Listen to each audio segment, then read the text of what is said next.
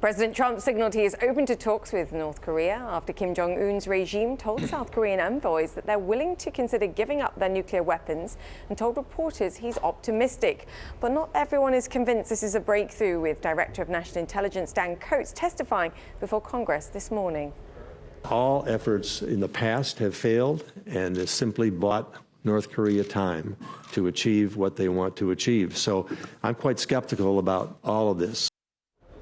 We welcome now Stephen Noerper, Senior Director of the Korea Society and Adjunct Associate Professor at Columbia. Great to have you with us once again. Thank you, Julia. We've had many false dawns where North Korea is concerned, and they've bought time rather than anything else. You think this is different. Why? It's different for a fundamental reason, and that is North Korea is going through South Korea to get to the United States. Okay. Before, it was always North Korea to the United States. So a different approach. Well, what does that symbolize?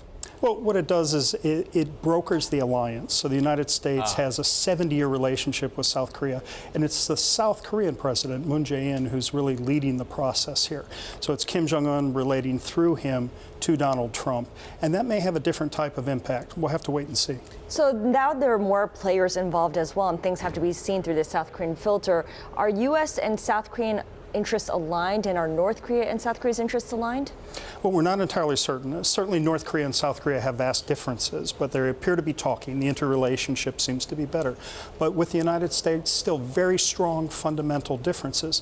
This is a step forward, but it's a tentative step, which explains Washington's caution. The timing for me, though, here feels very critical. Aside from the South Korean relationship, when you have the United States in the last month really stepping up the fiercest sanctions they've adjusted on North Korea. We've then got, on the other hand, in November of last year, the North Korean leader announced that their program is complete. So you've got these two kind of forces now pushing the North Korean leader, I guess, to feel like, one, he has the negotiating position he's tried to achieve, and on the other hand, very little choice. Right, exactly right, because sanctions do seem to be having a bite. All early indicators are in that direction. And North Korea is concerned about the buildup of U.S. military hardware in the region and the proximity to the Korean Peninsula. So this maximum pressure campaign seems to have had some effect. Whether or not that's the driving force, it may be Kim Jong-un's eagerness to get to economic modernization. From the D.C. perspective, in the past, Washington has laid out various conditions under which they'd be willing to talk, including, well, give up your nuclear arsenal first, and then we'll talk, which seems like a non-starter. Is there a way to thread that needle so that the administration can sort of urge these talks along without having gone back on any of its previous demands? Yeah, great question. And, really they're trying to drive the agenda in such a way that if the United States accepts and moves forward with them on the denuclearization front, that's what the U.S. is insisting, then what they do is they manage to get the North Koreans to the table to trade off, and the North Koreans have promised to freeze if this takes place. But then what can Washington do that's different to really seal that thread? They could send a special representative. That's critical. And what's in this secret letter to Donald Trump? Probably more than just a promise of denuclearization in exchange for benefits, probably a desire for diplomatic normalization, which they don't have with the United States.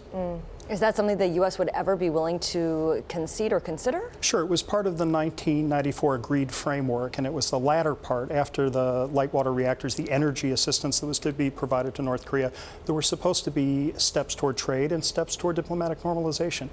Possibly we could be going in that direction. That's what they may ask for, and it really depends on what the South Korean administration would like to see in the pacing, and for Washington and Seoul to align, as you indicate, to get the right pacing and see the right perspective together on how to move forward. I mean, the line from the North Koreans here is that they want the stability, they want to ensure the future of the regime in particular. So will the North Korean leader be willing to denuclearize, at least on some level, in order to ensure, in whatever capacity that is, the future of the regime? Because I was just looking at the statement from the news agency, the Korean Central News Agency, and they said any idea of denuclearization is more than ridiculous. Yeah, it's hard. They seem to be saying to the South Koreans, we're willing to go to the table with the Americans with denuclearization in mind, which is what the Americans have insisted on. Okay. However, we'll have to wait and see.